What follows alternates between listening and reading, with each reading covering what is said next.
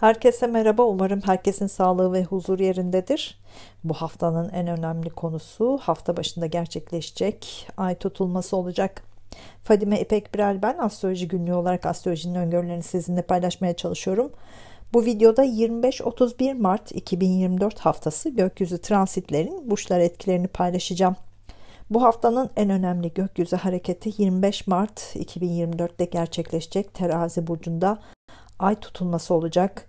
Yani dolunay gerçekleşecek. Doğum haritamızdaki Terazi burcunun bulunduğu gezegen, ev bizi etkileyecek. Dolunay 6 aylık süreçlerin toparlanmasını işaret eder ama ay tutulması 18 senelik, 9 senelik, 6 aylık süreçte hayatımıza katılan yeni tecrübeleri kabullenmemizi işaret eder. Mart 2023'te Koç burcunda güneş tutulmasıyla başlayan süreç bu sene sonuna kadar devam edecek. Farkındalıklar olacak. Bu farkındalıklarla birlikte hayatımızda köklü değişimler yaşanacak. Ay tutulması zamanlarında duygular çok yoğun olur. Terazi burcu dengeyi işaret eder, hak, hukuk, adalet konularını işaret eder. Bu konularda bazı şeylerin daha fazla farkında olmaya başlayacağız. Bu ay tutulmasından her burç farklı alanlarda etkilenecek. Ancak Koç burcu ve Terazi burcu tamamen bütün hayatıyla ilgili konularda etkilenecek. Özellikle Kuzey ay düğümü ve Güney ay düğümü Terazi burcu ve Koç burcu olanlar daha fazla etkilenecek. Onların hayatı tamamen değişecek. Her burç etkilendiği konuyla ilgili bu hafta muhakeme yapacak. Bitmesi gereken konuları bitirecek, başlaması gereken konuları başlayacak. Geçen haftaki videoda bunu detaylı anlattım. Bu haftaki videoda hangi burç hangi alanda dilek dilemeli, ritüel yapmalı burçlar kısmında anlatacağım. Ay tutulmasının etkisiyle dünyada ve kişisel hayatımızda hak, hukuk, adalet konularında değişiklikler yaşanacak. Anayasa konularında son bir sene, son 6 ay yapılan değişiklikler sonuçlanabilir. Dünyada ve kişisel hayatımızda liderlerle ilgili konular sonuçlanıyor. Bu hafta Güneş Koç burcunda ilerleyecek. Her konuda hızlı hareket edeceğiz. Hemen karar alıp hemen uygulayacağız. Merkür de Koç burcunda. Sözlü tartışmalar çok fazla olabilir. Ego savaşları fazla olacak. Bu durum sorunlar yaratabilir. Sakin kalmak zor olacak. Dünya genelinde savaş nidaları fazla olacak. Geçen sene başlayan savaş konularında yeni gelişmeler yaşanabilir.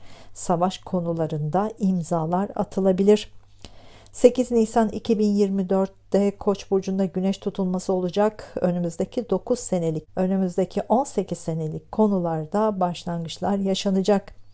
Son aylarda Mars Kova burcundaydı. Bu hafta Mars Balık burcunda ilerleyecek.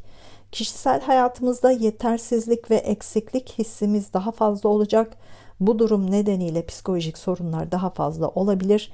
Psikolojik sorunlar nedeniyle sağlık sorunları da daha fazla olacak. Mars-Neptün etkileşimi var. Bu durum nedeniyle aldanma ve aldatılmalar daha fazla olacak. Gizli kapaklı olaylar daha fazla yaşanabilir. Venüs Balık burcunda olacak. Para konusunda bu haftanın en şanslı burçları Kova burcu ve Balık burcu olacak. Çifte şanslı olacaklar. Aslan burcu ve Başak burcu ise para konusunda aldanma ve aldatılmalar daha fazla yaşayabilir. Daha fazla harcama da yapabilir. Şimdi 25-31 Mart 2024 arasındaki gökyüzü transitlerin burçlara etkilerini paylaşacağım. Burçlara dair dakikaları aşağıda açıklamalar kısmında yazacağım. Dakikalara tıklayarak burçlarınıza daha hızlı ilerleyebilirsiniz.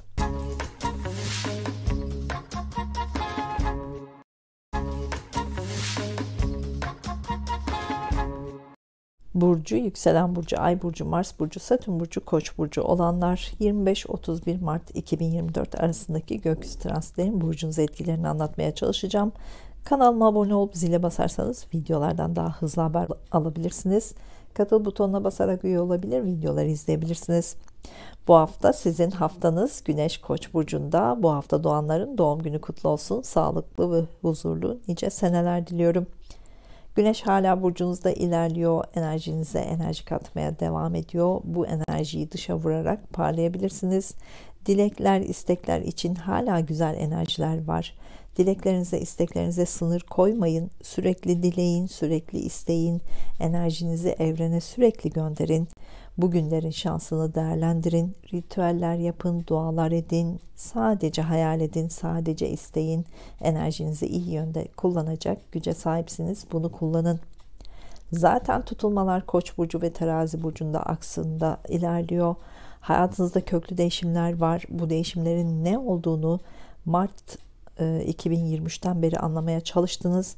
Bazen hızlı tamamlamaya çalıştınız ancak zamanı gelmeden de değişim tamamlanamadı. Ekim 2024'e kadar değişim süreci var. Belki daha önce, belki o tarihlerde değişim olacak. Siz hayaller kurun. Hayatınızda neleri değiştirmek istiyorsunuz? Bunları sürekli düşünün. Evren bunun farkında olsun ki değişim zamanında kolaylıkla olsun. Bu hafta iletişimde yoğun olacaksınız. İletişim araçlarını çok fazla kullanacaksınız. Bu biraz sizi yorabilir. Dikkatiniz dağılabilir. Bunun bilincinde olursanız, yavaş olursanız sorun yaşamazsınız. Bu hafta kendi kendinize çok fazla konuşacaksınız. İç sesiniz çok konuşacak. Bazen bunu biraz abartabilirsiniz. Sakin olun, mantıklı düşünün. Arabayla ilgili konular var. Kısa yol araçlarıyla ilgili konular var. Bunlarla ilgili görüşmeler yapılabilir, imzalar atılabilir. Bu hafta imzaları atın. Önümüzdeki hafta Merkür Retrosu var. Bu işlemleri haftaya bırakmayın. Kısa yolculuklar daha fazla yapılabilir. Bu yolculuklar sizi yorabilir. Daha yavaş olmaya çalışırsanız sorun yaşamazsınız. Teknolojik alet ve sistemleri kullanırken daha yavaş olun, yoksa sorunlar yaşanabilir. Son aylarda sosyal mecralarda, arkadaş ortamlarında daha fazla zaman geçirdiniz. Belki arkadaşlarınızla gergin zamanlar yaşadınız. Onlarla ilişkilerinizi sorguladınız. Belki arkadaş ilişkilerinizde değişiklikler yaşadınız. Bu konular bu hafta geride kalacak. Son aylarda sosyal mecralarla ilgili işler yaptıysanız bu alanlardaki işlerinizde çok yoruldunuz. Şimdi bu işlerinizden daha fazla para kazanma zamanı başlıyor. Son aylarda çok fazla arkadaşınız oldu. Şimdi bu ilişkilerinizi muhakeme edeceksiniz. Arkadaşlarınız arasında elemeler yapılabilir. Bu hafta kendinizi sorgulamaya başlayacaksınız. Sürekli düşünceler içinde olacaksınız. Hayatınızda neleri değiştirmek istiyorsunuz? Bunları düşünün. Hayaller kurun, hedefler belirleyin. Hayatınızda değişim başladığında bunları hızla yaparsınız. Kendi içinizde fırtınalar kopacak gibi olacak. Kendinizle mücadele içinde olacaksınız. Düşüncelerinize odaklanmanız zor olabilir. Kendi içinizde savaş halinde olacaksınız. Sanatla ilgilenmek, spiritüel konularla ilgilenmek, sporla ilgilenmek, meditasyon yapmak, yavaşlamak sizin için daha iyi olacak. Böylece kendinize, düşüncelerinize odaklanmak daha kolay olacak. Psikolojik olarak zor bir hafta olabilir. Psikolojik destekler almaya da çalışın. Bu hafta kendinizi yenileme haftası. Bunun için kendi içinize çekilin. Kendinizi anlamaya çalışın. Kendinize zaman tanıyın. Kendinizle vakit geçirin. İçinizdeki enerji çok fazla. Dış etkenler sizi zorlasa da içinizde gerçekten güzel enerjiler var. Duygusallık çok fazla. Kendi içinizde konuşma çok fazla.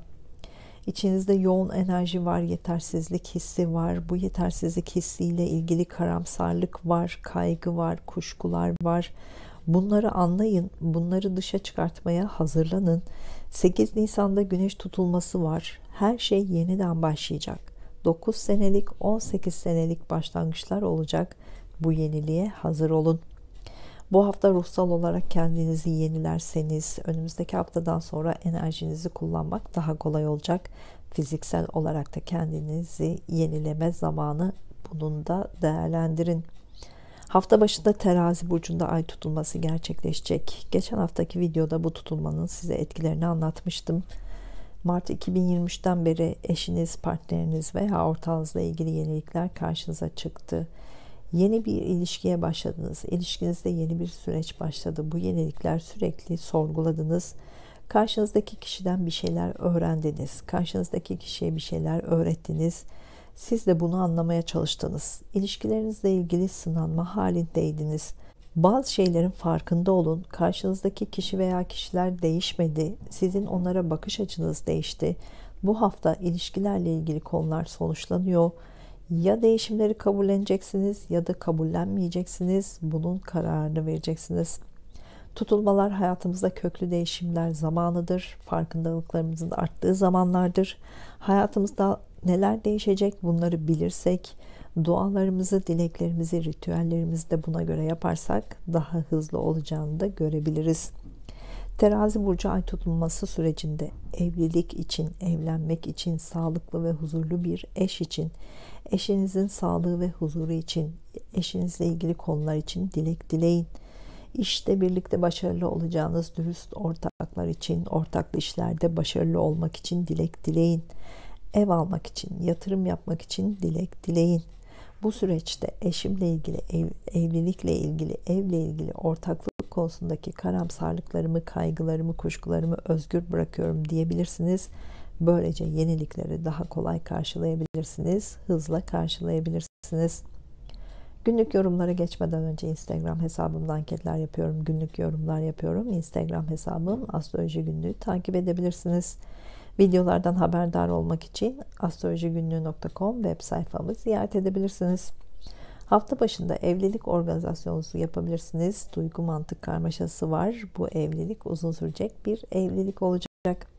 İkili görüşmeler için hafta başına randevu verip bu görüşmelerde güçlü olacaksınız.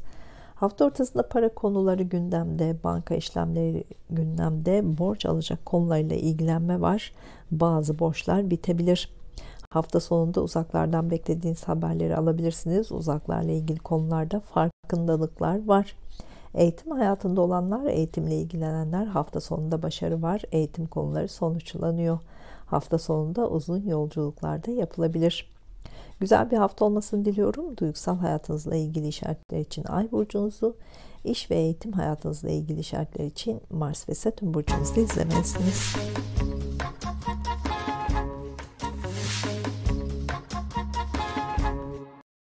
Burcu, yükselen burcu, Ay burcu, Mars burcu, Satürn burcu, Boğa burcu olanlar 25-31 Mart 2024 arasındaki gökyüzü transitlerin burcunuz etkilerini anlatmaya çalışacağım. Kanalıma abone olup zile basarsanız videolardan daha hızlı haber alabilirsiniz. Katıl butonuna basarak üye olabilir, videoları izleyebilirsiniz. Bu hafta psikolojinizi kontrol etmek biraz zor olabilir. Şimdiden enerjinizi yenileyecek konulara odaklanın. Sanatsal çalışmalar yapın, farklı kitaplar okuyun, spor yapın, teknolojik aletler veya sistemlerle kendinizi geliştirmeye çalışın, sosyal ortamlarda vakit geçirin. Ateşle, havayla, toprakla vakit geçirin. Bunlar enerjinizi yenileyecektir. Bu enerjiye bu hafta çok fazla ihtiyacınız olacak. Psikolojik olarak enerjinizi iyi anlamaya çalışın. Böylece bu enerjiyi depolayabilirsiniz. İçinizde bir çocuk var. O çocuğun isteklerini anlamaya çalışın. Kendinizi şımartın. Bu hafta kendi içinizde çok fazla konuşma var. Bazı şeyleri muhakeme etme süreci var. Kendi içinizde sözlü savaş halinde olacaksınız. Bunu yazıya aktarın. Birileriyle konuşun. Psikolojik destek alın. Yoksa patlamalar yaşanabilir. Sporla, spiritüel konularla, sanatla ilgili konularda yazmak, konuşmak size iyi gelecek. Bunun farkında olun. Son 2 aydır işle ilgili konularla sürekli mücadele ettiniz. Geçen haftada iş konularını toparladınız. Şimdi biraz iş konusundan uzaklaşma zamanı başlıyor. Biraz daha sakin zamanlar geçirmeye başlayacaksınız. Bu hafta sosyal mecralarda, arkadaş ortamlarında daha fazla zaman geçireceksiniz. Arkadaş ilişkilerinizi sorgulamaya başlayacaksınız. Arkadaşlarınız arasında elemelerde yapmak isteyebilirsiniz. Arkadaşlarınızın size yeterli olmadığını düşünebilirsiniz. Bu doğru değil, bunu bilin. Yeni iş arayanlar, sosyal mecralarla ilgili bölümlerde, e-ticaret gibi alanlarda, teknolojik alet ve sistemlerle ilgili alanlarda işler karşınıza çıkabilir. Bunları değerlendirin. İşi olanlar işlerinizi geliştirmek için sosyal mecraları, arkadaş ortamlarınızı kullanabilirsiniz. Teknolojik alet ve sistemleri işlerinize katın. Böylece daha fazla kazanç sağlanabilir. Bu hafta arkadaş ilişkilerinizde sorunlar yaşanabilir. Eski arkadaşlarla ilişkiler muhakeme edilecek. Bu nedenle arkadaş ilişkilerinizde gerginlikler olabilir. Daha anlayışlı olun, fevri olmayın. Böylece ilişkinizde sağlam temeller atılabilir. Bu hafta sosyal mecralar, teknolojik alet ve sistemleri kullanarak yapacağınız her iş size parasal kazançlar sağlayacak. Bu alanlardaki işlerinizde şanslı bir dönemde olacaksınız. Bu şansı kullanın. Bir beklerken daha fazla kazanabilirsiniz. Evliyseniz veya ilişkiniz varsa partnerinizle birlikte sosyal alanlarda da vakit geçirebilirsiniz. Duygusal zamanlar yaşanabilir. Yeni aşk arayanlar, sosyal mecralarda sizi kandırmak isteyenler olabilir. Duygu sömürüsü olabilir. Aldanma ve aldatılmalar yaşanabilir. Dikkatli olun. Hafta başında Terazi burcunda ay tutulması gerçekleşecek. Geçen haftaki videoda bu tutulmanın size etkilerini anlattım. Tutulmalar hayatımızda köklü değişimler zamanıdır. Farkındalıklarımızın arttığı zamanlardır. Hayatımızda neler değişecek bunları bilirsek, dualarımızı, dileklerimizi, ritüellerimizi de buna göre yaparsak daha hızlı olacağını görebiliriz. Terazi burcu ay tutulması sürecinde sağlık için, sıhhat için, psikolojinizin daha iyi olması için, sağlıkla ilgili kaygıları bırakmak için, sağlıkla ilgili karamsar düşünceleri bırakmak için, kuşkuları bırakmak için dilek dileyin. Sağlık sektöründe güzel gelişmelerin olması için, kamu sektöründe veya devlette işe başlamak için ya da bu alanlardaki işlerinizde güzel bitişlerin olması için, kamudaki işlerinizde başarılı olmak için, eğitim sektöründe başarılı olmak için dilekler dileyin. Merhamet duygunuzun kıymetinin bilinmesi için dilekler dileyin. Bu süreçte sağlık sektörüyle, kamu sektörüyle, hizmet sektörüyle ilgili böbrekler, pankreas ve bazı hormonlarla ilgili sağlık konusundaki karamsarlıklarımı, kaygılarımı, kuşkularımı özgür bırakıyorum diyebilirsiniz. Böylece yenilikleri daha kolay karşılayabilirsiniz. Günlük yorumları geçmeden önce Instagram hesabımda anketler yapıyorum, günlük yorumlar yapıyorum. Instagram hesabım Astroloji Günlüğü, takip edebilirsiniz. Videolardan haberdar olmak için astrolojigünlüğü.com web sayfamı ziyaret edebilirsiniz. Hafta başında sağlığınıza dikkat edin. Böbrekler ve pankreasla ilgili konulara dikkat edin. Yediklerinize dikkat edin. Hafta ortasında ilişkiler konusu var. İlişkilerde bazı farkındalıklar olabilir. Bu nedenle ilişkilerde sorgulama süreci sonuçlanabilir. İkili görüşmeler için hafta ortasında randevu verin. Duygusal zamanlar var. Romantik planlar yapılabilir. Hafta sonunda para konuları gündemde, çok fazla harcama yapılabilir. Para konusunda risk almayın. Harcamaları biraz fazla abartabilirsiniz. Ameliyat konuları da gündemde ise hafta sonu bunlar sonuçlanabilir. Güzel bir hafta olmasını diliyorum. Duygusal hayatınızla ilgili işaretler için Ay burcunuzu, iş ve eğitim hayatınızla ilgili işaretler için Mars ve Satürn burcunuzda izlemelisiniz.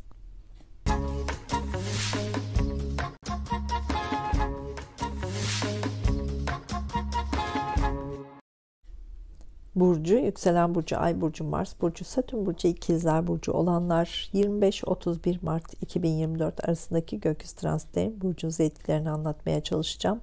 Kanalıma abone olup zile basarsanız videolardan daha hızlı haber alabilirsiniz. Katıl butonuna basarak üye olabilir, videoları izleyebilirsiniz. Bu hafta arkadaş ilişkileriniz gündemde. Arkadaşlarınıza liderlik yapabilirsiniz. Arkadaş ilişkilerinde ego savaşları var. Egonuzu kontrol etmezseniz arkadaşlarla tartışmalar yaşanabilir, inatlaşmalar yaşanabilir. Bu sorun yaratabilir.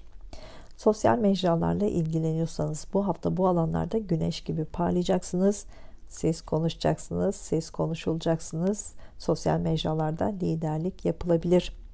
Toplulukları yönetme konusu var. Bu konularda güzel gelişmeler de var.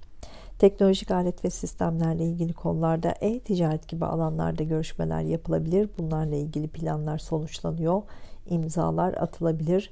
Bu hafta imzaları atın. Haftaya Merkür Retrosu başlayacak. İmzaları sonraya bırakmayın. Son aylarda uzun yolculuklarla ilgili konular vardı. Bazen sorunlar yaşadınız. Bazen hızlı karar verip hızlı uyguladınız. Uzun yollar, uzun yolculuklar sizi yordu. Artık uzun yollarla ilgili, uzun yolculuklarla ilgili konular geride kalacak. Şimdi sonuçları görmeye başlayacaksınız. Yurt dışı ile ilgili, uzak yerlerle ilgili, uzun yollarla ilgili konularda son 2 aydır işler yaptıysanız artık bu işlerden para kazanmaya başlayacaksınız. Bu haftadan sonra iş, kariyer, eğitim konularında yoğun bir süreç başlayacak. Bu yoğunluk nedeniyle iş, kariyer, eğitim konularında değişiklikler de yapılabilir. İş konuları bu hafta sürekli gündemimizde olacak. İşten ayrılmak, yeni işe başlamak, iş yeri değiştirmek, departman değiştirmek, bu konulardaki değişimler 2 ay boyunca karşınıza çıkacak. Bunlara dair hedeflerinizi belirlerseniz doğum haritanızdaki açılara göre zamanı gelince değişimleri tamamlayabilirsiniz. İstediğiniz gibi de sonuçları alabilirsiniz. Eğitim konusunda son aylarda çok yoğundunuz, çok yoruldunuz, ancak yoğunluğunuz devam edecek. Önümüzdeki 2 ay eğitim konularında yoğun olacaksınız. Bu yoğunluğa sabrederseniz başarılar var. Bu hafta iş konularıyla çok yoğun olacaksınız. Bu yoğunluk bazen sizi bunaltacak derecede olabilir. İşinizle ilgili değişimlere de hazır olun. Sizin kontrolünüz dışında gelişmeler karşınıza çıkabilir. Terfi konusu olabilir, işten ayrılma konusu olabilir, işinizde yer değiştirme, iş yerinizde değişimler de söz konusu olabilir. Bunlarla ilgili yapılan planlarda değişiklikler de yaşanabilir. Yeni işe başlamak isteyenler, kendi işini kurmak isteyenler, hedeflerinizi belirleyin. Önümüzdeki 2 ay bu konularda hızlı adımlar atılabilir. Bu hafta iş, kariyer, eğitim konularında parasal olumlu gelişmeler var. İşlerinizden beklediğiniz paralar varsa elinize geçecek. İş yerinizle ilgili dekorasyon değişikliği yaşanabilir. Bununla ilgili fazla harcama yapılabilir. Yeni aşk arayanlar, iş, kariyer, eğitim, bu alanlarda yeni biriyle tanışabilirsiniz. Bu aşk uzun sürecek bir aşk olacak. Hafta başında Terazi burcunda ay tutulması gerçekleşecek. Geçen haftaki videoda bu tutulmanın size etkisini anlattım. Tutulmalar hayatımızda köklü değişimler zamanıdır. Farkındalıklarımızın arttığı zamanlardır. Hayatımızda neler değişecek? Bunları bilirsek dualarımızı, dileklerimizi, ritüellerimizi buna göre yaparsak daha hızlı olacağını da görebiliriz. Terazi burcu ay tutulması sürecinde çocuklarınız için, çocuklarınızın sağlığı ve huzuru için, çocuğunuzun olması için, çocuklarınızın eğitimi ve işleri için dilekler dileyin. Çocuklarla ilgili kaygıları bırakmak için, karamsar düşünceleri bırakmak için dilek dileyin. Güzel bir aşk için, sağlıklı ve huzurlu bir aşk için, sizi anlayacak ve size değer verecek bir aşk için, uzun süreli bir aşk için dilek dileyin.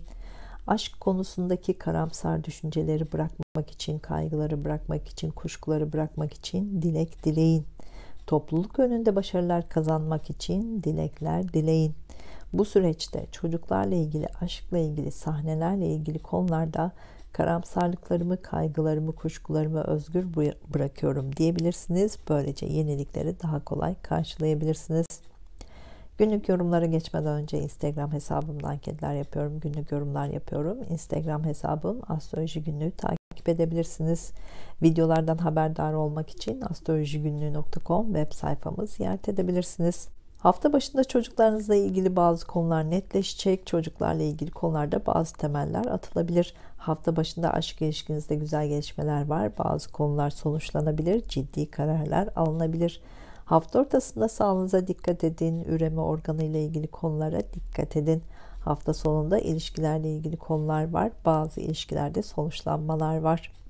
Güzel bir hafta olmasını diliyorum. Duygusal hayatınızla ilgili işaretler için Ay burcunuzu, iş ve eğitim hayatınızla ilgili işaretler için Mars ve Satürn burcunuzu da izlemelisiniz.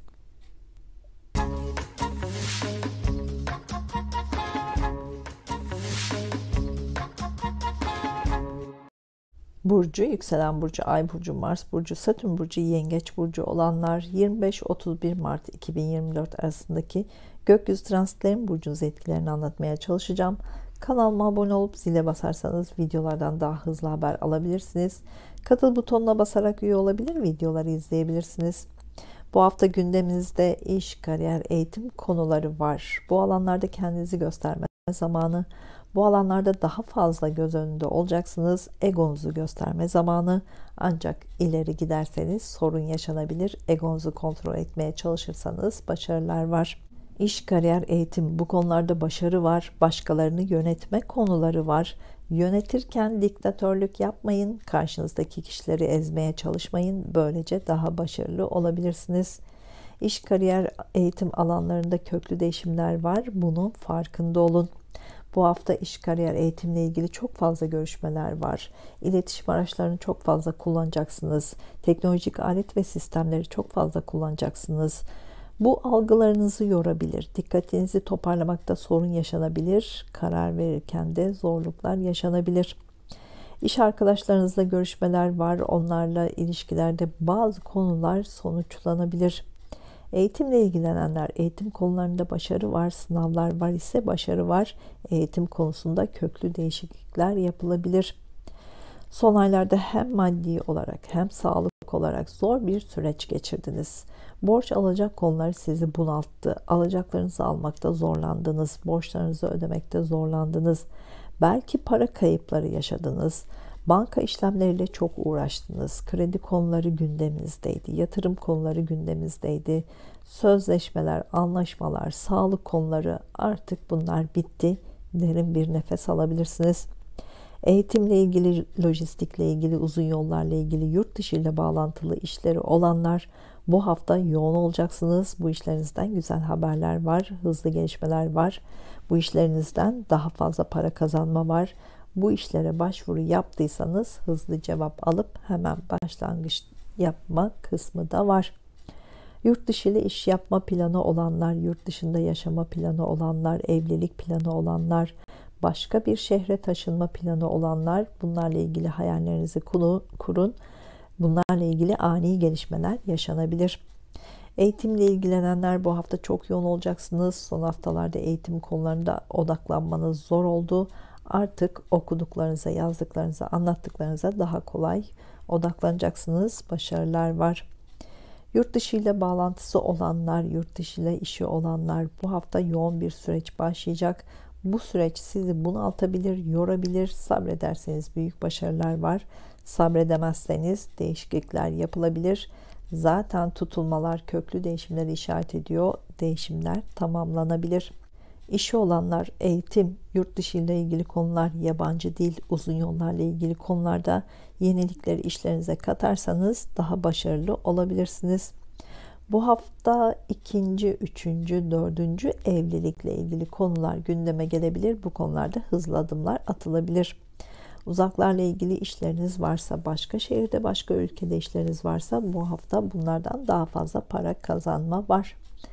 Aşk ilişkiniz nedeniyle uzun yolculuklar yapılabilir. Duygusal zamanlar var. Bu nedenle daha fazla para da harcanabilir. Uzaktaki aşk ilişkinizden güzel haberler alabilirsiniz. Hızlı gelişmeler yaşanabilir. Yeni aşk arayanlar, eğitimle ilgili alanlarda, uzun yolculuklarda, yurt dışı ile bağlantılı alanlarda tartışmalı bir ortamda bir aşk başlayabilir. Büyük aşklar kavgayla başlar. Algılarınız açık olsun. Hafta başında Terazi burcunda ay tutulması gerçekleşecek. Geçen haftaki videoda bu tutulmanın size etkisini anlattım. Tutulmalar hayatımızda köklü değişimler zamandır. Farkındalıklarımızın arttığı zamanlardır. Hayatımızda neler değişecek bunları bilirsek, dualarımızı, dileklerimizi, ritüellerimizi de buna göre yaparsak daha hızlı olabileceğini görebiliriz. Terazi burcu ay tutulması sürecinde ev almak için, ev satmak için, ev taşımak için, evde huzurlu olmak için dilek dileyin.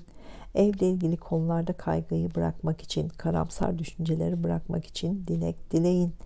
Ebeveynlerinizin akıl ve beden sağlığı için, ebeveynlerinizle ilgili kaygıları bırakmak için, karamsar düşünceleri bırakmak için dilek dileyin. Ailedekilerin sağlığı için, sağlıklı ve huzurlu bir aile için dilek dileyin. Evlilik için, eşinizle huzurlu olmak için, eşinizle ilgili kaygıları bırakmak için, karamsar düşünceleri bırakmak için dilek dileyin.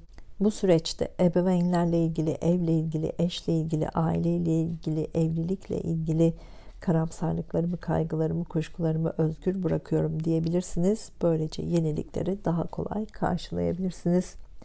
Günlük yorumlara geçmeden önce Instagram hesabımda anketler yapıyorum. Günlük yorumlar yapıyorum. Instagram hesabım Astroloji Günlüğü takip edebilirsiniz.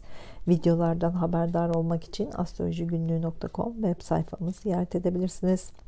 Hafta başında evle ilgili konular sonuçlanıyor. Ev almak, ev satmak, ev taşımakla ilgili konular sonuçlanıyor. Hafta başında ebeveynlerinizle ilgili konularda bazı sonuçlar alınabilir. Evlilik planı olanlar organizasyonlarınızı yapın. Bu evlilik uzun sürecek bir evlilik olacak. Hafta ortasında aşk ilişkinizde kararlar alınabilir. Bu evlilik kararı olabilir. İlişkilerinizde sorunlar varsa bitiş kararı da olabilir. Aşk ilişkinizde farkındalıklar var. Hafta ortasında çocuklarla duygusal zamanlar yaşanabilir. Çocuk konusunda bazı konular sonuçlanıyor. Hafta sonunda sağlığınıza dikkat edin. Mide ve karaciğere dikkat edin. Güzel bir hafta olmasını diliyorum. Duygusal hayatınızla ilgili işaretler için Ay burcunuzu, iş ve eğitim hayatınızla ilgili işaretler için Mars ve Satürn burcunuzda izlemelisiniz.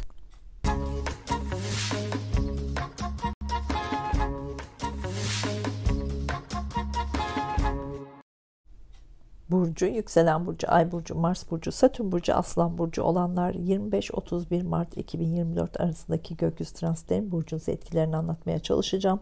Kanalıma abone olup zile basarsanız videolardan daha hızlı haber alabilirsiniz. Katıl butonuna basarak üye olabilir, videoları izleyebilirsiniz. Bu hafta uzun yollar, uzun yolculuklar gündemde. Bu konularda güzel haberler alabilirsiniz.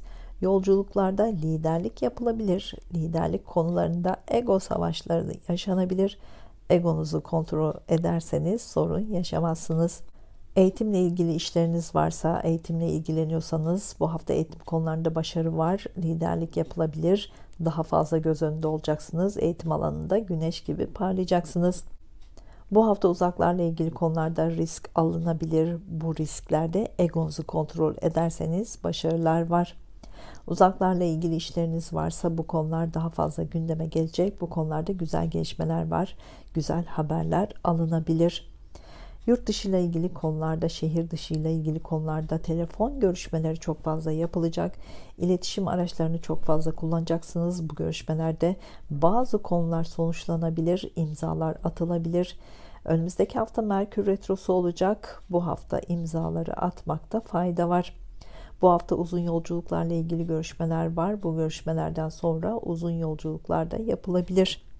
Geçen seneden beri uzaklarla ilgili konularda farkındalıklar oldu.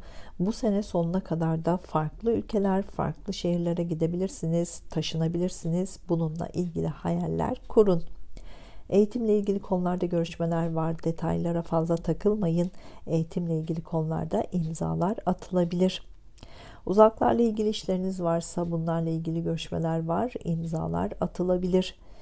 Son aylarda ilişkilerinizle ilgili yenilikler karşınıza çıktı. Eşinizle, ortağınızla ilgili konular vardı. Bunlarda yenilikler karşınıza çıktı. Bu konularda karar almak zorunda kaldınız. İlişkiler konusu son aylarda sizi çok fazla yordu.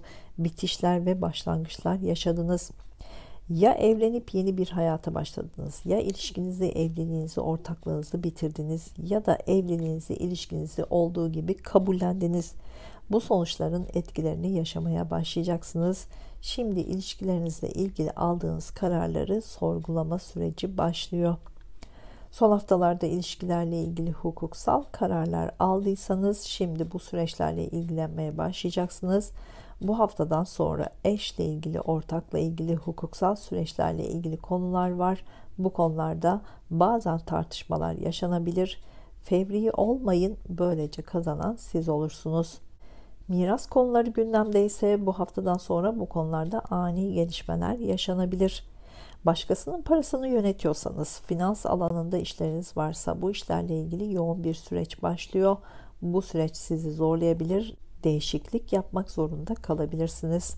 Başkasına parasal olarak bağımlı olma durumu var. Ya başkasının parasını yöneterek para kazanabilirsiniz ya da eş veya ortaktan dolayı para konuları gündeme gelebilir.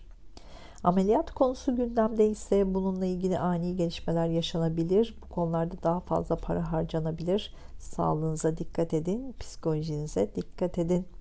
Spiritüel konularla daha fazla ilgilenmeye başlayabilirsiniz. Bu alanlarda iş alanlarından destek alabilirsiniz. Harcamalarınıza dikkat edin. Hızlı şekilde çok fazla para harcama konuları var. Hukuksal konular var ise, miras konuları var ise bu hafta bu konulardan güzel gelişmeler var. Bu konularda para gelişleri var. Banka işlemleriyle yoğunluk var. Banka işlemlerinde aldanma ve aldatılmalar olabilir. Dikkatli olun. Başkasının parasını yönetmekle ilgili işleriniz varsa, finansla ilgili işleriniz varsa, spiritüel alanlarla ilgili işleriniz varsa bu hafta bu işlerden daha fazla para kazanma da var. Hafta başında Terazi burcunda ay tutulması gerçekleşecek. Geçen haftaki videoda bu tutulmanın size etkisini anlattım. Tutulmalar hayatımızda köklü değişimleri zamanıdır. Farkındalıklarımızın arttığı zamanlardır.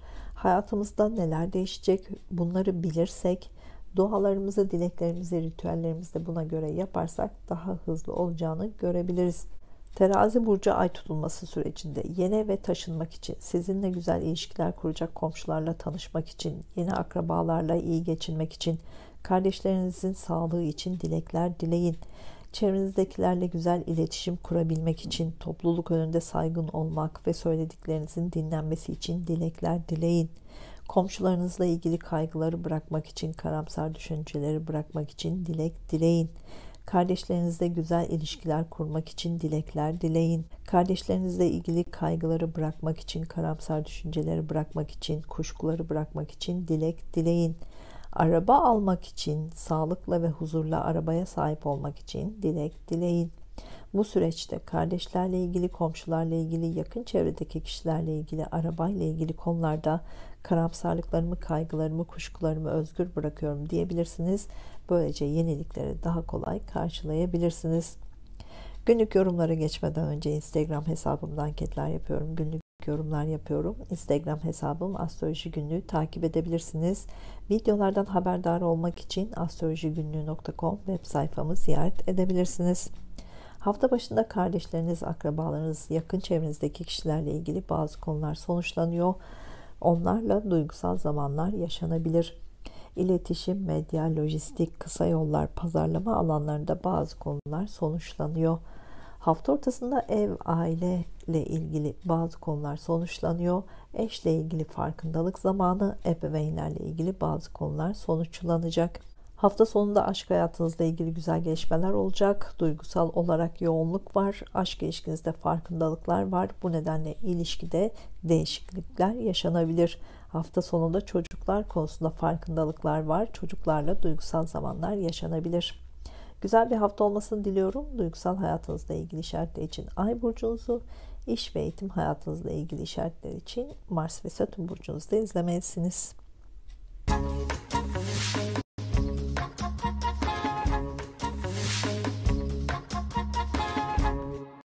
Burcu, yükselen burcu, ay burcu, Mars burcu, Satürn burcu, Başak burcu olanlar 25-31 Mart 2024 arasındaki gökyüzü transitlerin burcunuz etkilerini anlatmaya çalışacağım. Kanalıma abone olup zile basarsanız videolardan daha hızlı haber alabilirsiniz. Katıl butonuna basarak üye olabilir, videoları izleyebilirsiniz. Bu hafta çok fazla harcama yapılabilir. Hızlı karar verip hemen harcama yapılabilir. Çocuksu istekler için harcama daha fazla yapılabilir. Bu harcamalar sizi finansal olarak zor duruma da sokabilir. Eş veya ortakla ilgili konular var. Bu konularda hukuksal süreçler var ise bunlarda güzel gelişmeler var. Güzel haberler alınabilir. Bu hafta eşinizle ilgili parasal konular karşınıza çıkacak. Borç alacak konusu olabilir. Bu konuları abartmazsanız kolay çözümler üretilebilir. Bu hafta borçlarınızı ödeme daha kolay olacak, hızlı olacak. Başkasının parasını yönetiyorsanız, finansla ilgili işleriniz varsa, bankayla ilgili işleriniz varsa bu hafta bu işlerde güneş gibi parlayacaksınız. Başarılar var. Finans yönetimiyle ilgili konularda liderlik yapılabilir. Bu konularda riskler alınabilir. Bu hafta para konularını, yatırım konularını çok fazla konuşacaksınız. Alacak verecek listesi sürekli yenilenecek. Harcamalar çok fazla olabilir. Detaylara takılmayın. Bu hafta borç alacak konularla ilgili görüşmeler var. Son haftalarda karşınıza çıkan konular toparlanacak. Sonuçlar alınabilir. Eş veya ortakla ilgili konularda hukuksal süreçler var ise bunlarla ilgili görüşmeler var. Eski konular sonuçlanabilir, imzalar atılabilir. Bu hafta imzaları atın. Haftaya Merkür Retrosu var. Sorun yaşanabilir. Yeni borçlar da karşınıza çıkabilir. Belki yatırım nedeniyle kredi alabilirsiniz. Bununla ilgili imzalar da atılabilir. Sezgileriniz çok kuvvetli. Görüşmelerinizde sezgilerinizi kullanabilirsiniz. Son haftalarda sizin sağlığınızla ilgili olabilir. Çevrenizdekilerin sağlıklarıyla ilgili olabilir. Bunlarla ilgilenmek zorunda kaldınız. Bazen bu durum psikolojinizi de bozmuş olabilir. Bu hafta sağlık konuları geride kalıyor. Gündeminiz değişiyor. Bu hafta ilişkileriniz sürekli gündeminizde olacak. İş ilişkileriyle yoğun olacaksınız. Özel ilişkinizle yoğun olacaksınız. Belki evlilik hazırlığı yapacaksınız. Evlilik organizasyonlarınızı yapacaksınız. Belki sorunlu giden evliliğinizi veya ilişkinizi sorgulayacaksınız. Bu hafta ortak işlerle ilgili başlangıçlar yapılabilir. Ortaklık konularında bazı değişiklikler de yapılabilir. Sorunlu giden ortaklık konuları varsa bunlarla ilgili ani kararlar alınabilir. Fevri davranmayın, kararlarınızı sorgulayın. Bu hafta ikili görüşmeler sizi yorabilir, biraz gergin yapabilir. Sakin kalmaya çalışın, böylece büyük sorun yaşamazsınız. Ev almak, ev satmak, ev taşımakla ilgili bu hafta yeni kararlar alınabilir. Bu kararlarda hızlı adımlar da atılabilir. Evlilik organizasyonlarınızı bu hafta yapabilirsiniz. Duygu ve mantık karmaşası yaşanabilir. Aniden karar alıp aniden de uygulanabilir. Bu hafta ilişkilerinizde güzel gelişmeler var. Aşk ilişkinizle ilgili ciddi karar da alınabilir. Duygusal karar da alınabilir. Eş veya ortakla ilgili duygusal kararlar da alabilirsiniz. Hak, hukuk, adalet konularında duygusal davranabilirsiniz. Bu konularda daha fazla para harcanabilir. Hukukla ilgili işleriniz varsa, ilişkilerle ilgili işleriniz varsa bu işlerden bu hafta daha fazla para kazanma var. Hafta başında Terazi burcunda ay tutulması gerçekleşecek. Geçen haftaki videoda bu tutulmanın size etkilerini anlattım. Tutulmalar hayatımızda köklü değişimler zamanıdır. Farkındalıklarımızın arttığı zamanlardır. Hayatımızda neler değişecek bunları bilirsek, dualarımızı, dileklerimizi, ritüellerimizi de buna göre yaparsak daha hızlı olacağını görebiliriz. Terazi burcu ay tutulması sürecinde parayla ilgili, yatırımla ilgili dilekler dileyin. Para gelmesi için, paranın sağlıkla gelmesi için dilek dileyin. Para konusundaki kaygılarınızı bırakmak için, karamsar düşüncelerinizi bırakmak için dilek dileyin. Fazla kilolardan kurtulmak, yemekle ilgili kaygıları bırakmak için, karamsar düşünceleri bırakmak için dilek dileyin. Estetik ve güzellikle ilgili işlerinizde başarılı olmak için dilek dileyin. Bu süreçte para konusunda, yatırım konusunda karamsarlıklarımı, kaygılarımı, kuşkularımı özgür bırakıyorum diyebilirsiniz. Böylece yenilikleri daha kolay karşılayabilirsiniz. Günlük yorumlara geçmeden önce Instagram hesabımda anketler yapıyorum. Günlük yorumlar yapıyorum. Instagram hesabım Astroloji Günlüğü, takip edebilirsiniz. Videolardan haberdar olmak için astrolojigünlüğü.com web sayfamı ziyaret edebilirsiniz. Haftanın başında para konusunda güzel gelişmeler var. Yatırım amaçlı para konuları var. Beklenen para geliyor. Para konusunda, yatırım konusunda farkındalıklar var. Hafta ortasında kardeşleriniz, komşularınız, akrabalarınızla ilgili duygusal zamanlar var. Onların hayatında bazı konular sonuçlanabilir. Hafta sonunda evinizde olmak, ailenizle birlikte olmak isteyeceksiniz. Ebeveynlerinizle ilgili bazı konular sonuçlanabilir. Hafta sonunda evinizle ilgili değişiklikler yapılabilir. Ev taşımak, evde tadilatlar yapmak için hafta sonu uygun olacak. Bunlarla ilgili konular sonuçlanabilir. Evlilik organizasyonunuzu hafta sonu yapabilirsiniz. Bu evlilik uzun sürecek bir evlilik olacak.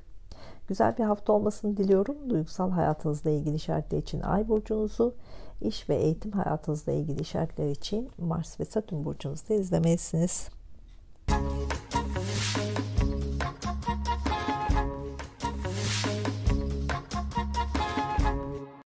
Burcu, yükselen burcu, Ay burcu, Mars burcu, Satürn burcu, Terazi burcu olanlar 25-31 Mart 2024 arasındaki gökyüzü transitlerin burcunuz etkilerini anlatmaya çalışacağım. Kanalıma abone olup zile basarsanız videolardan daha hızlı haber alabilirsiniz. Katıl butonuna basarak üye olabilir, videoları izleyebilirsiniz. Son haftalarda ilişkiler konusu daha fazla gündemde olmaya başladı. İlişkilerle ilgili güzel gelişmeler var. İçinizi ısıtacak konular var. Ancak ego savaşları da var. Detaylara dikkat edin. İlişkilerde sorun yaşamak istemiyorsanız egonuzu kontrol edin. Ev almak, ev satmak, ev taşımakla ilgili konular var. Bunlarla ilgili güzel gelişmeler yaşanabilir.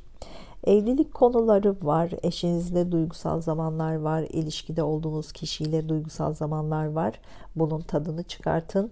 Romantik planlar yapılabilir. Ancak ego savaşı yapmayın. Karşınızdakine liderlik taslamayın. İlişkilerde hak, hukuk, adalet sorgulaması var. Bu sorgulamalar nedeniyle ilişkide bazı baskı kurabilirsiniz. Fevri adımlar atabilirsiniz. Bunu yapmayın. Bu hafta ikili görüşmeler çok fazla olacak. İlişkilerinizle ilgili, eşinizle ilgili konularda görüşmeler var. Eşinizi ilgilendiren konularda görüşmeler yapılabilir. Bu konularda bazı sonuçlar alınabilir. Eğer ortak işleriniz varsa ortaklarınızla yeni projeler konusunda görüşmeler var. Bunlarla ilgili imzalar atılabilir. Bu konularda bazı sonuçlar alınabilir.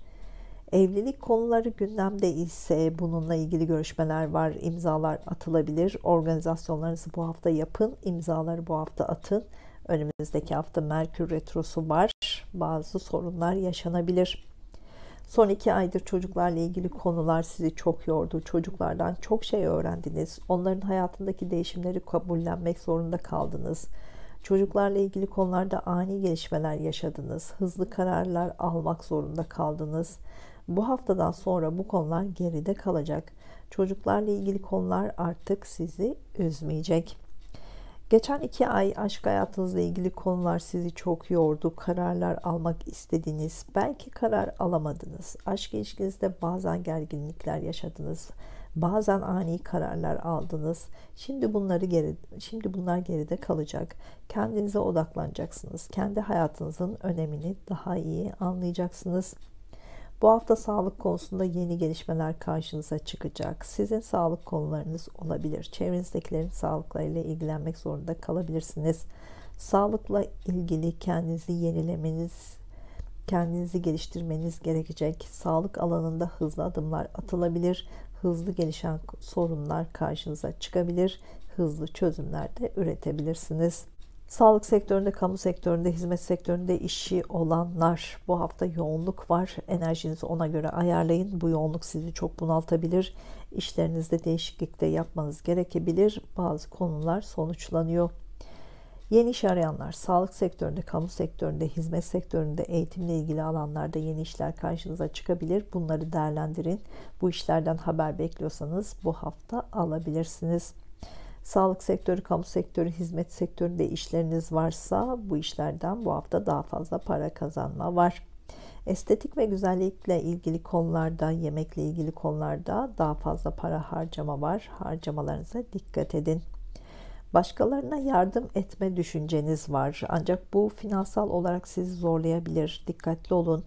Merhamet duygularınız çok fazla. Bu konuda aldanma ve aldatılmalara da dikkat edin. Duygu sömürüleri yapılabilir.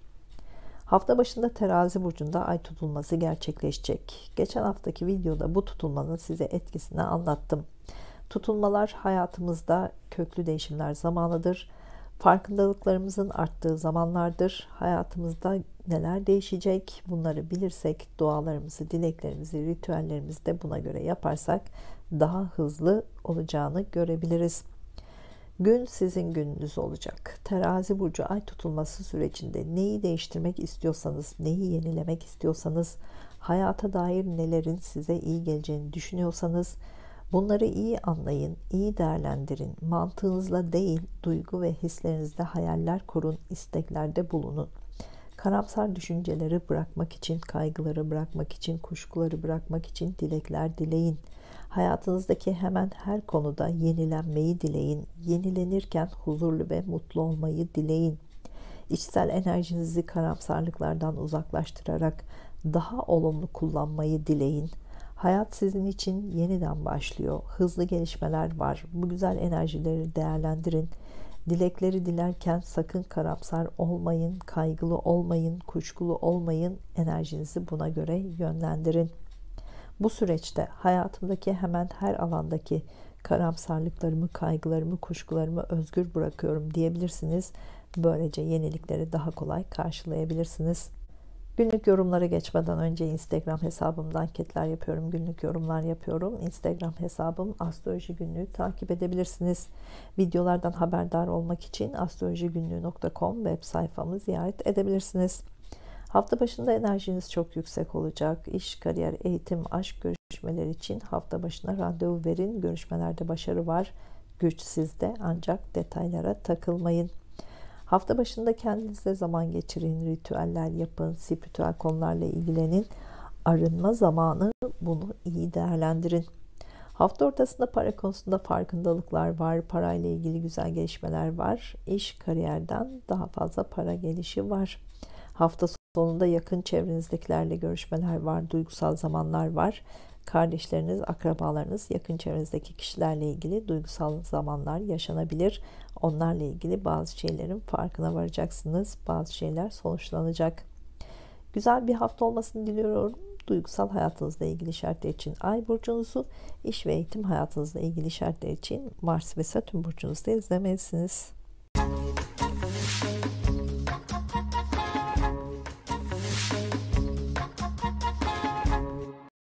Burcu, yükselen burcu, ay burcu, Mars burcu, Satürn burcu, Akrep burcu olanlar 25-31 Mart 2024 arasındaki gökyüzü transitinin burcunuzu etkilerini anlatmaya çalışacağım. Kanalıma abone olup zile basarsanız videolardan daha hızlı haber alabilirsiniz. Katıl butonuna basarak üye olabilir, videoları izleyebilirsiniz. Son haftalarda sağlık konuları daha fazla gündeme gelmeye başladı. Sağlık konularını abartmayın. Karşınıza çıkan çözümleri iyi anlarsanız, inatlaşmazsanız sorun büyümeden kolayca çözebilirsiniz. Sağlık sektörü, kamu sektörü, hizmet sektöründen beklediğiniz haberleri alabilirsiniz. Bu alanlarla ilgili konularda yeni adımlar da atabilirsiniz. Sağlık sektörü, kamu sektörü, hizmet sektöründe işleriniz varsa bu alanlarda güneş gibi parlayacaksınız. Siz konuşacaksınız, siz konuşulacaksınız. Sizin veya çevrenizdekilerin sağlık konuları gündeminizde olacak. Bu hafta sağlıkla ilgili konularda görüşmeler yapılabilir. Sağlık konularında araştırmalar yapılabilir, imzalar atılabilir. Sağlık sektörü, hizmet sektörü, kamu sektörü ile ilgili iş kollarında görüşmeler var. Bu konularda imzalar atılabilir. Bu imzaları bu hafta atın. Önümüzdeki hafta Merkür Retrosu var. Sorunlar yaşanabilir. Son aylarda evinizle ilgili konularla çok yoğundunuz. Ev taşımak, ev almak, ev satmak, evde değişiklikler yapmak, uzun yolculuklar yapmak sizi çok yordu. Bu konular şimdi geride kalacak. Eşinizle ilgili konularda geçen 2 ay zorlandınız. Eşinizle ilgili karşınıza çıkan yenilikleri kabul etme konusunda kararsızdınız. Geçen 2 ayda bununla ilgili kararlar aldınız, belki de uyguladınız. Ya eşinizle ilgili değişiklikleri kabul edip ilişkinize devam ettiniz ya da kabul etmeyip ilişkinizi bitirdiniz. Son aylarda evlilik yapıp evinizle ilgili de değişiklik yapmış olabilirsiniz. Böylece yeni hayata başladınız. Şimdi bunlara alışma zamanı başlıyor. Son aylarda ebeveynlerinizle ilgili konularda gündeminizdeydi. Onların hayatındaki değişiklikleri artık kabullenmeye başlayacaksınız. Bu haftadan sonra artık gündeminiz değişecek. Bu hafta çocuklarla ilgili konular sürekli karşınıza çıkacak. Onların hayatında hızlı değişikliklere şahit olacaksınız. Hızlı gelişmeler yaşanacak. Bu değişiklikler sizin de hayatınızda değişiklikler yapmanıza neden olabilir. Çocukları ilgilendiren alanlarda işleriniz varsa bu hafta bu işlerde yoğun olacaksınız. Eğer sabrederseniz bu işlerde başarılar var. Bu işlerden para kazanmak daha kolay olacak. Bu hafta çocuklarla ilgili konularda duygusal zamanlar var. Onların duygusal hayatıyla ilgilenebilirsiniz. Onlarla duygusal zamanlar geçirilebilir. Bu hafta topluluk önünde olacaksınız. Bu sizi biraz zorlayan bir durum olabilir. Eğer sabrederseniz başarılar var. Topluluk önünde olmakla ilgili yeni projeler karşınıza çıkabilir. Hızlı gelişmeler yaşanabilir. Aşk ilişkinizde güzel zamanlar var. Romantik planlar yapılabilir. Duygusal zamanlar var. Aşk ilişkiniz nedeniyle daha fazla göz önünde olacaksınız. Yeni aşk arayanlar hızlı bir aşk ilişkisi başlayabilir. Duygu mantık karmaşası var. Tartışmalı bir ortamda aşk başlayabilir. Büyük aşklar kavgayla başlar. Bu aşk uzun sürecek bir ilişki başlangıcı olacak. Riskli konularda para kazanma ihtimaliniz var ancak büyük risklerde dikkatli olun. Sahnelerle ilgili işleriniz varsa, sanatla ilgili işleriniz varsa, topluluk önünde işleriniz varsa bu hafta bu işlerden daha fazla para kazanma var. Fiziksel olarak gösterişli olmayı isteyeceksiniz. Bunun için de biraz fazla para harcayabilirsiniz. Hafta başında Terazi burcunda ay tutulması gerçekleşecek. Geçen haftaki videoda bu tutulmanın size etkilerini anlatmıştım.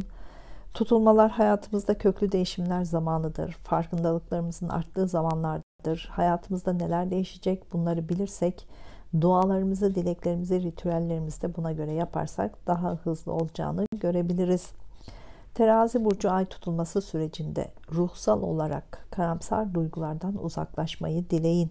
Ruhsal dünyanızı yenilemeyi, yetersizlik hissinden kurtulmayı, yenilikleri güzellikleriyle karşılamayı dileyin. Kaygıları bırakmayı, kuşkularınızdan arınmayı dileyin. Sağlıklı ve huzurlu yeni bir hayat için neler mümkün bunu dileyin. Hayatınızdaki değişimlerin sizin için en hayırlısını dileyin. Ay tutulması sürecinde yoğun duygusallık içinde olacaksınız. Kendi içinize çekilin, kendinize zaman ayırın, ritüeller yapın, spiritüel konularla ilgilenin. Bu duygusallığı iyi düşünceler için kullanın. Kaygıları, karamsar düşünceleri, kuşkuları bırakın. Bu süreçte yetersizlikle ilgili, ruhsal olarak hayal gücümle ilgili karamsarlıklarımı, kaygılarımı, kuşkularımı özgür bırakıyorum diyebilirsiniz. Böylece yenilikleri daha kolay karşılayabilirsiniz. Günlük yorumlara geçmeden önce Instagram hesabımda anketler yapıyorum. Günlük yorumlar yapıyorum. Instagram hesabım Astroloji Günlüğü, takip edebilirsiniz. Videolardan haberdar olmak için astrolojigünlüğü.com web sayfamı ziyaret edebilirsiniz. Hafta başında kendi içinizde çok fazla konuşma var. Kendi içinizdekileri anlamaya çalışın. Geçmişten arınmaya çalışın. Geçmişteki kişilerden özür dileyin, affedin. Böylece özgürleşeceksiniz. Hafta ortasında kendinizi güçlü hissedeceksiniz. Uzun zamandır tamamlamayı bekleyen konuları tamamlayın. İş, kariyer, eğitim, aşk görüşmeleri için hafta ortasına randevu verin. Görüşmelerde başarı var. Hafta sonunda parasal konularda güzel haberler var. Para konuları sonuçlanıyor. Para ve yatırım konusunda farkındalıklar var. Bazı şeylerin farkına varın. Güzel bir hafta olmasını diliyorum. Duygusal hayatınızla ilgili işaretler için Ay burcunuzu, iş ve eğitim hayatınızla ilgili işaretler için Mars ve Satürn burcunuzu izlemelisiniz.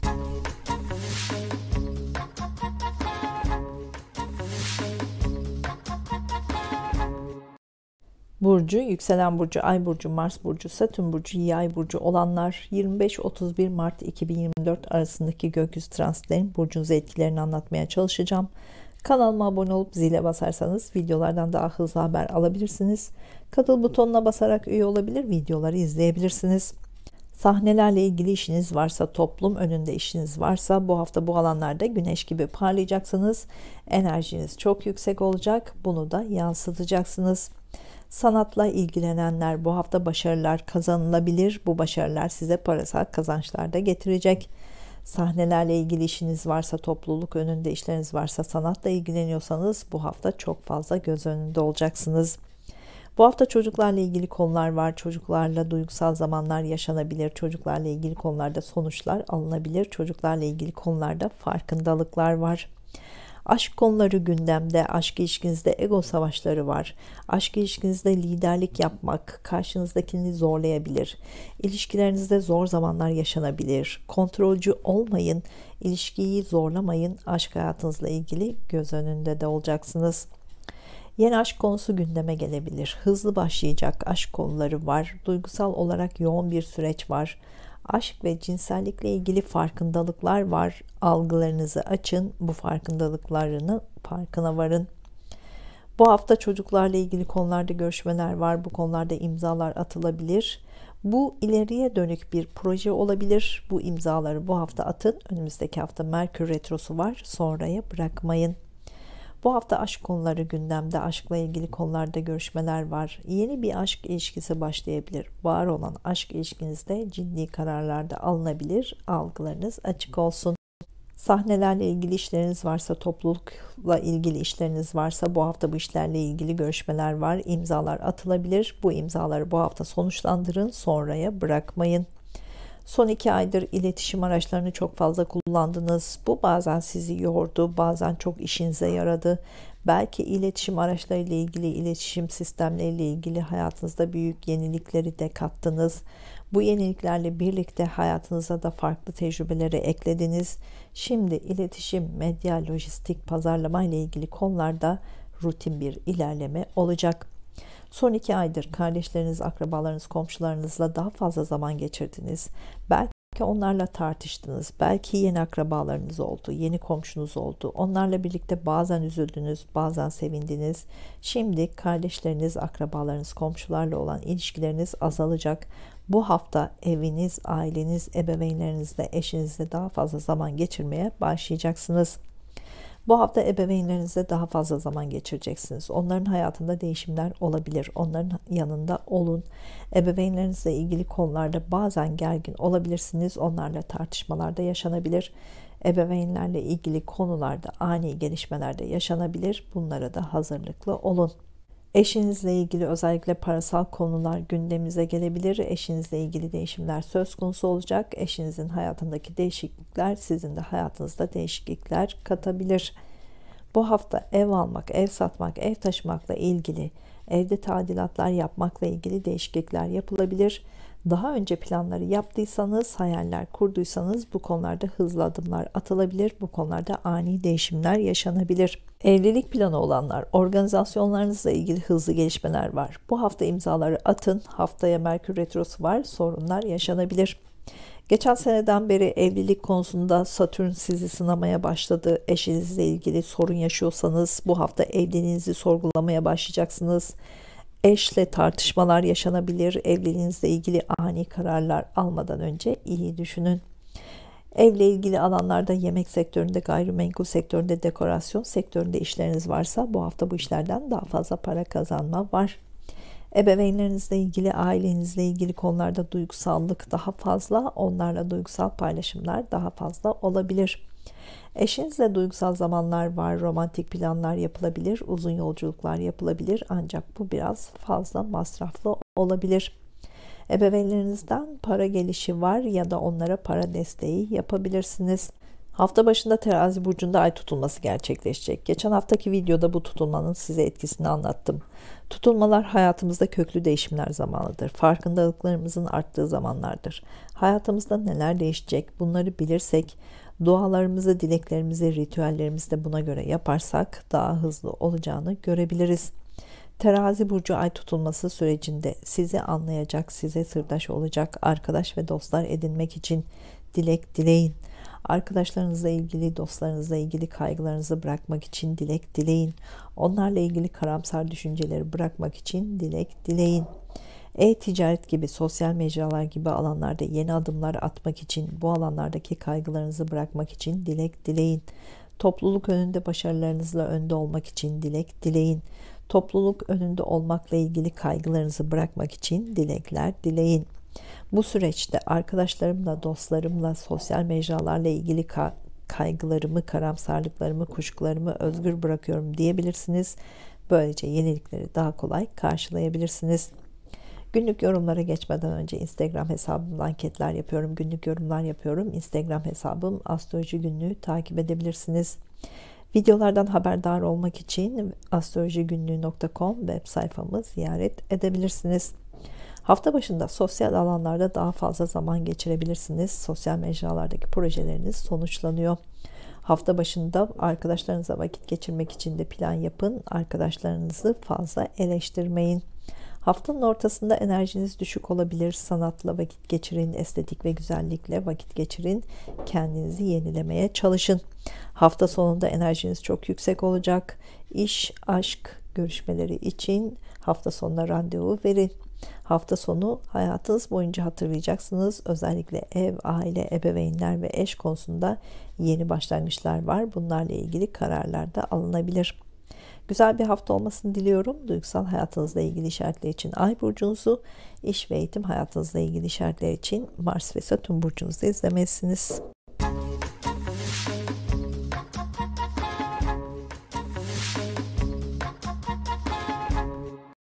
Burcu, yükselen burcu, Ay burcu, Mars burcu, Satürn burcu, Oğlak burcu olanlar 25-31 Mart 2024 arasındaki gökyüzü transitlerin burcunuz etkilerini anlatmaya çalışacağım. Kanalıma abone olup zile basarsanız videolardan daha hızlı haber alabilirsiniz. Katıl butonuna basarak üye olabilir, videoları izleyebilirsiniz. Bu hafta enerjinizi eviniz için kullanacaksınız. Evinizle ilgili değişiklikler hızla gerçekleşecek. Evinizi düzenlemek, evinize yenilikler katmak daha kolay olacak. Ebeveynlerinizle duygusal zamanlar yaşanabilir. Ebeveynlerinizle aranızda ego savaşları yaşanabilir. İnatlaşmalar yaşanabilir. Ebeveynlerinizin hayatında değişimler olabilir. Bunu kabullenmeye başlayacaksınız. Aile içinde kontrolü ele almanız gerekebilir. Aileyi yönetmeniz gerekebilir. Fazla kontrolcü olabilirsiniz. Yönetici durumda olacaksınız. Bunu yaparken fazla baskıcı olmayın. Egonuzu kontrol edin. Eşinizle duygusal zamanlar yaşamak için güzel zamanlar, enerjinizi buna odaklayın ancak eşinize baskı kurmayın. Eşinizi kontrol etmeye çalışmayın. Böylece daha kolay iletişim kurabilirsiniz. Eşinizle birlikte, partnerinizle birlikte uzun yolculuklar yapılabilir. Uzun yolculuklarda güzel zamanlar var. Bu zamanları iyi değerlendirin. Evinizle, ailenizle, ebeveynlerinizle, eşinizle ilgili konularda görüşmeler var. Bu konularda imzalar atılabilir. İmzaları bu hafta atın. Önümüzdeki hafta Merkür Retrosu var. Kararları sonraya bırakmayın. Evinizle ilgili konularda bazı detaylarla ilgili görüşmeler var, düzenlemeler var. Bu konularda imzalar atılabilir. Evle ilgili konularda detaylara takılmayın. Eşinizle birlikte zaman geçirebilirsiniz. Eşle ilgili konularda imzalar atılabilir. Son 2 aydır para konularını sürekli konuştunuz. Bazen olumlu, bazen olumsuz para konuları oldu. Parayla ilgili değişimler yaşadınız. Yeni yatırımlar karşınıza çıktı. Yeni para kazanma yöntemleri karşınıza çıktı. Parayı nasıl değerlendirmek gerekiyor? Bunu düşünüp durdunuz. Para ve yatırımla ilgili inişler, çıkışlar artık bitti. Şimdi gündeminizde başka konular olacak. Bu hafta kardeşleriniz, akrabalarınız, komşularınızla olan ilişkileriniz gündeminizde olacak. Yeni akrabalar, eski akrabalarla olan gergin durumlar, yeni komşular, eski komşularla olan ilişkiler sizi meşgul etmeye başlayacak. Bunlara hazırlıklı olun. Kardeşlerinizle, akrabalarınızla, yakın çevrenizdeki kişilerle olan ilişkilerinizde değişimler olabilir. Fevri olmayın, böylece büyük sorun yaşamazsınız. Bu hafta kardeşleriniz, akrabalarınız, komşularınızın sizin hayatınızdaki yerlerini sorgulayacaksınız. Bazen tartışmalar yaşanabilir. Bazen sizden uzaklaştıklarını görebilirsiniz. Bazen onların hayatına müdahale edeceksiniz. Onlarla ilişkilerinizi düzenleyeceksiniz. Bu hafta yoğun bir iletişim halinde de olacaksınız. İletişim araçlarını çok kullanacaksınız. Bu biraz sizi yorabilir. Dikkatiniz dağılabilir. Bunun bilincinde olursanız daha kolay çözebilirsiniz. İletişim, medya, lojistik, pazarlama, araba, ticaretle ilgili konularda hızlı gelişmeler var. Bu hafta bu konular sonuçlanabilir. İletişim, medya, lojistik, pazarlama, araba ile ilgili para konuları var. Bu alanlardan daha fazla para kazanılabilir ya da daha fazla harcama yapılabilir. Yeni aşk arayanlar kısa yollarda, yakın çevredeki alanlarda yeni biriyle tanışabilirsiniz. Algılarınız açık olsun.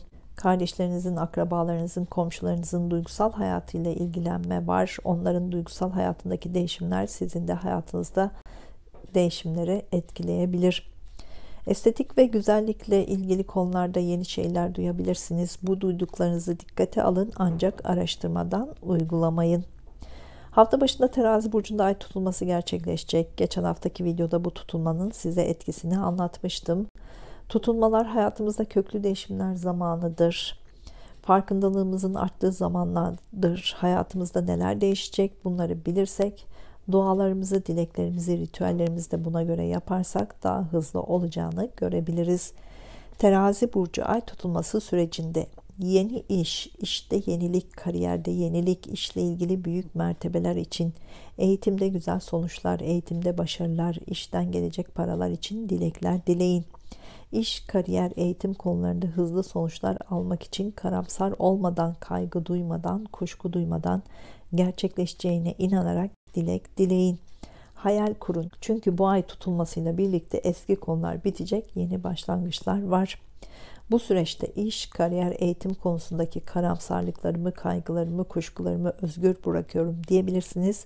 Böylece yenilikleri daha kolay karşılayabilirsiniz. Günlük yorumlara geçmeden önce Instagram hesabımda anketler yapıyorum. Günlük yorumlar yapıyorum. Instagram hesabım Astroloji Günlüğü, takip edebilirsiniz. Videolardan haberdar olmak için astrolojigünlüğü.com web sayfamı ziyaret edebilirsiniz. Hafta başında işle yoğunluk var. Detaylara takılmayın. İş, kariyer, eğitimle ilgili konular sonuçlanıyor. Son 18 senenin, son 9 senenin konuları sonuçlanıyor. İş, kariyer, eğitim görüşmeleri için hafta başına randevu verin. Başarılar var. Hafta ortasında sosyal alanlarda, sosyal mecralarda, teknolojik ortamlarda daha fazla zaman geçirme var. Arkadaş ilişkilerinde farkındalıklar var. Bu nedenle ilişkileriniz değişebilir. Hafta sonunda kendi içinize çekilmek isteyeceksiniz. Enerjinizi toparlamak isteyeceksiniz. Spiritüel konularla ilgilenme var. Bu size iyi gelecek. Güzel bir hafta olmasını diliyorum. Duygusal hayatınızla ilgili işaretler için Ay burcunuzu, iş ve eğitim hayatınızla ilgili işaretler için Mars ve Satürn burcunuzda izlemelisiniz.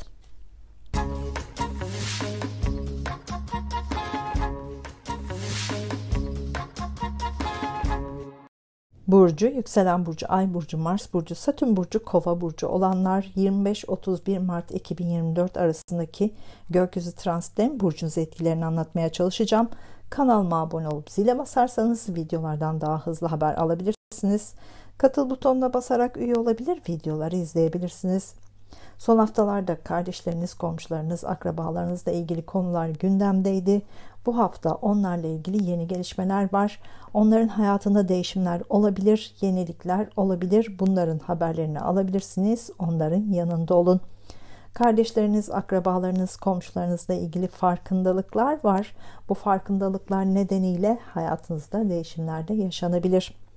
Son haftalarda iletişim, medya, lojistik, pazarlama alanlarında iletişim sorunları yaşadınız.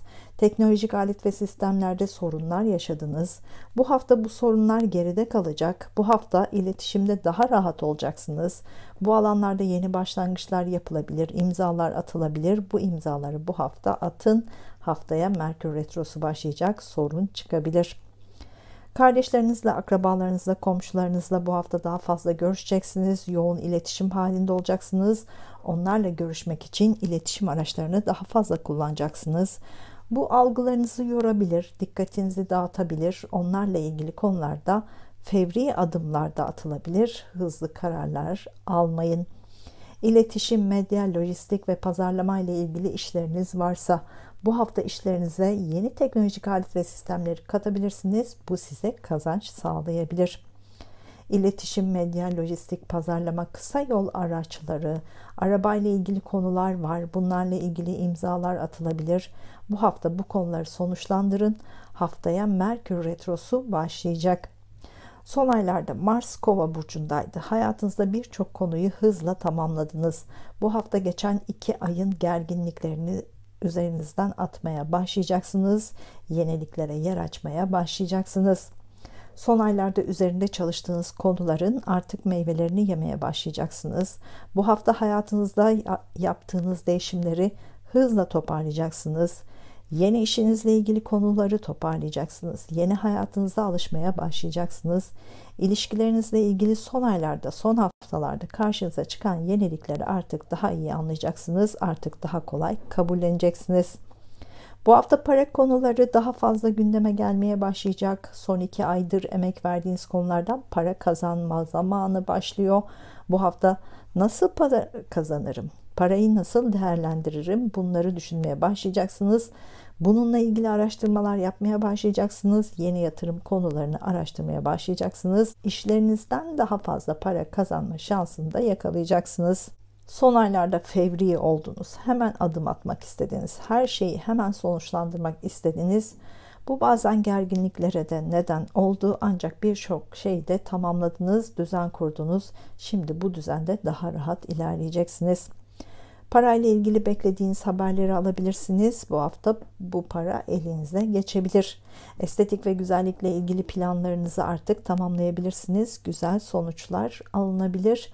Daha önceden yapılmış işlemler sonuçlanacak. Bu konuda harcamalar daha fazla olabilir. Estetik ve güzellikle ilgili işlerde, yemek sektöründe, finans sektöründe işleriniz varsa bu konular sonuçlanacak. Bu işlerden daha fazla para kazanma var. Hafta başında Terazi burcunda ay tutulması gerçekleşecek. Geçen haftaki videoda bu tutulmanın size etkisini anlattım. Tutulmalar hayatımızda köklü değişimler zamanıdır. Farkındalıklarımızın arttığı zamanlardır. Hayatımızda neler değişecek bunları bilirsek, dualarımızı, dileklerimizi, ritüellerimizi de buna göre yaparsak daha hızlı olacağını görebiliriz. Terazi burcu ay tutulması sürecinde eğitimde başarı, yurt dışında eğitim, başka şehirde eğitim almak için, yabancı dille ilgili eğitimlerde başarılı olmak için, yurt dışı ile bağlantılı güzel işleri başlatmak için, şehir dışı ile ilgili işlerde başlangıç yapmak için dilek dileyin. Sağlıkla ve huzurla gidilecek yollar için, yeni uzun seyahatler için, yabancı ülkelerde gezmek için, başka şehirlerde gezmek için dilek dileyin. Bu konularda eski konular bitiyor, yeni başlangıçlar var, hızlı gelişmeler var.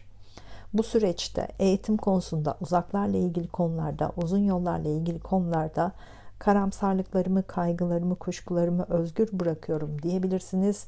Böylece yenilikleri daha kolay karşılayabilirsiniz. Günlük yorumlara geçmeden önce Instagram hesabımda anketler yapıyorum, günlük yorumlar yapıyorum. Instagram hesabım Astroloji Günlüğü, takip edebilirsiniz. Videolardan haberdar olmak için astrolojigünlüğü.com web sayfamı ziyaret edebilirsiniz. Hafta başında uzun yolculuklar yapılabilir. Uzaklardan beklenen haber geliyor. Bu işle ilgili olabilir, ilişki konuları da olabilir. Güzel haberler var. Eğitimle ilgili konularda hafta başında başarı var. Detaylara fazla takılmayın. Haftanın ortasında iş kariyer konularında yoğunluk var. Bazı şeylerin farkına varacaksınız. İş görüşmeleri için hafta ortasına randevu verin. Hafta sonunda yorgunluk atmak için güzel zamanlar olacak. Sosyal ortamlarda vakit geçirebilirsiniz. Arkadaşlarınızla ilgili bazı konularda farkındalıklar olacak. Arkadaş ilişkilerinizde değişiklikler yaşanabilir. Güzel bir hafta olmasını diliyorum. Duygusal hayatınızla ilgili işaretler için Ay burcunuzu, iş ve eğitim hayatınızla ilgili işaretler için Mars ve Satürn burcunuzda izlemelisiniz.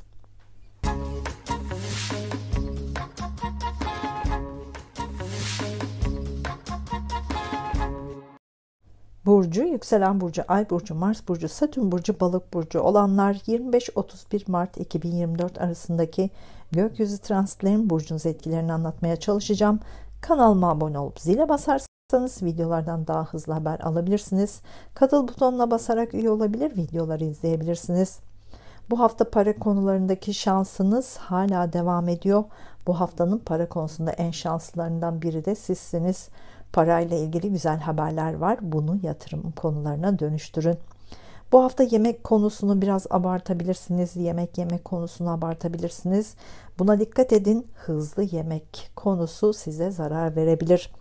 Yemek sektöründe, finans sektöründe, estetik ve güzellikle ilgili alanlarda işleriniz varsa bu alanlarda göz önünde olacaksınız, parlayacaksınız. Bu konularda riskler alınabilir. Bu risklerde başarı var. Bu hafta özellikle para kazanma konularında çok fazla araştırmalar yapılabilir. Yeni para kazanma yöntemleriyle ilgili araştırmalar yapılabilir. Bu konularda imza atılabilir. Bu hafta sizin için en önemli konu para olacak. Para konusunda görüşmeler yapılabilir, imzalar atılabilir. Bu imzaları bu hafta atın. Haftaya Merkür Retrosu var, sorun olabilir. İletişim, medya, lojistik, pazarlama, araba ile ilgili konularda işleriniz varsa bu konulardan daha fazla para kazanma da var. Son aylarda dikkatinizi toparlamanız zor oldu. Sürekli düşünceler içindeydiniz. Sürekli planlar yaptınız. Sürekli hayaller kurdunuz. Şimdi bu planlar ışığında hayatınızda düzen kurmaya başlayacaksınız. Bu hafta artık Mars burcunuzda, yani Balık burcunda ilerliyor. Birçok konuda fevri davranışlar olacak. Birçok konuyu toparlamaya da başlayacaksınız. Bu hafta zor bir süreçte yaşanabilir. Şimdiden buna hazırlıklı olun. Hayatınızda yeni olaylar gelişecek. İlişkilerinizde değişimler yaşanabilir. İş ilişkilerinizde yeni başlangıçlar yaşanabilir. Eğitim, aşk, ilişkiler konusunda hayatınızın hemen her alanında büyük yenilikler başlıyor. Bunun kontrolünü elinize alın. Bunun farkında olun. Planları yapın, hayalleri kurun. Bunları gerçekleştirmek kolay olacak. Bu hafta hayattaki her şey size zor gelecek. Sabrınız hemen her alanda sınanacak. Bunu bilin. Böylece daha sabırlı olursunuz. Eğer sabırlı olursanız da daha başarılı olursunuz. İşinizle ilgili yeni konular gündeme gelecek. Yeni bir işe başlama olabilir. İşinizde yeni bir konu olabilir. İşinizde terfi olabilir. İşinizden ayrılma konusu da olabilir. Bu hafta iş konularında kafanızda karışacak. Bu hafta hemen her konuda sabırsız olabilirsiniz. Hızlı hareket etmek isteyebilirsiniz. Böylece hayatınızdaki bazı değişikliklerle ilgili adım atmak daha kolay olacak, hızla tamamlanacak. Hızlı hareket etmek, bir şeylerin hemen olmasını istemek, bazı sorunlara da neden olabilir. Bu da gerginlik yaratabilir. Sabırlı olursanız kazanan siz olursunuz. İçinizde bir volkan varmış gibi olacaksınız. Her şeyi hemen çözme isteği içinde olacaksınız. Sabırlı olursanız daha kolay çözebilirsiniz. Yeni aşk arayanlar, bu hafta bulunduğunuz ortamlarda algınız açık olsun. Her an aşk kapınızı çalabilir. Venüs burcunuzda duygusal kararlar verebilirsiniz. Duygularınızı daha yoğun yaşayacaksınız. Partnerinizle romantik planlar da yapılabilir. Parayla ilgili beklediğiniz haberleri alabilirsiniz. Bu para elinize geçebilir. Estetik ve güzellikle ilgili konularda artık sonuçlar alınabilir. Venüs burcunuzda olduğu için sonuçlar da güzel olacaktır. Bu konularda daha fazla para harcanabilir. Dikkatli olun. Hafta başında Terazi burcunda ay tutulması gerçekleşecek. Geçen haftaki videoda bu tutulmanın size etkisini anlattım. Tutulmalar hayatımızda köklü değişimler zamanıdır. Farkındalıklarımızın arttığı zamanlardır. Hayatımızda neler değişecek bunları bilirsek, dualarımızı, dileklerimizi, ritüellerimizi de buna göre yaparsak daha hızlı olacağını görebiliriz. Terazi burcu ay tutulması sürecinde sezgilerinizi daha rahat kullanabilmek için, sezgilerinizle ilgili kaygı duymadan, karamsar olmadan sezgilerinize güvenerek hayaller kurun. Borçlarınızdan kurtulmak için, yeni yatırımlar yapmak için, ev almak için, hukuksal sorunlarınıza kolay çözümler üretmek için, eş veya ortakla ilgili hukuksal süreçlerin sağlıklı ve huzurla ilerlemesi için dilek dileyin. Eş veya ortakla ilgili kendi içinizde özür dileyin, affedin. Böylece bu konularda hızlı gelişmeler olacağını bilin. Sağlıklı olarak hayattan zevk almak için dilek dileyin. Eğer gündemde ise ameliyat konularında başarılar için de dilek dileyin. Bu süreçte yatırım, para, borçlar, ameliyat, hukuksal süreçler konusundaki karamsarlıklarımı, kaygılarımı, kuşkularımı özgür bırakıyorum diyebilirsiniz. Böylece yenilikleri daha kolay karşılayabilirsiniz. Günlük yorumlara geçmeden önce Instagram hesabımdan anketler yapıyorum, günlük yorumlar yapıyorum. Instagram hesabım Astroloji Günlüğü, takip edebilirsiniz. Videolardan haberdar olmak için astrolojigünlüğü.com web sayfamı ziyaret edebilirsiniz. Hafta başında borç alacak konuları var. Para konusunda detaylara takılmayın. Banka işlemleriyle yoğunluk var. Harcamalar daha fazla olabilir. Hafta ortasında uzun yolculuklar yapılabilir. Eski planlar tamamlanabilir. Uzaklarla ilgili konularda farkındalıklar var. Eğitimle ilgili hafta boyunca başarı var. Hafta sonunda iş, kariyer, eğitimle ilgili büyük bir gelişme yaşanabilir. İş, kariyer, eğitim görüşmeleri için hafta sonuna randevu verin. Görüşmelerde sonuçlar alınabilir. Görüşmelerde başarı var. Güzel bir hafta olmasını diliyorum. Duygusal hayatınızla ilgili işaretler için Ay burcunuzu, iş ve eğitim hayatınızla ilgili işaretler için Mars ve Satürn burcunuzda izlemelisiniz.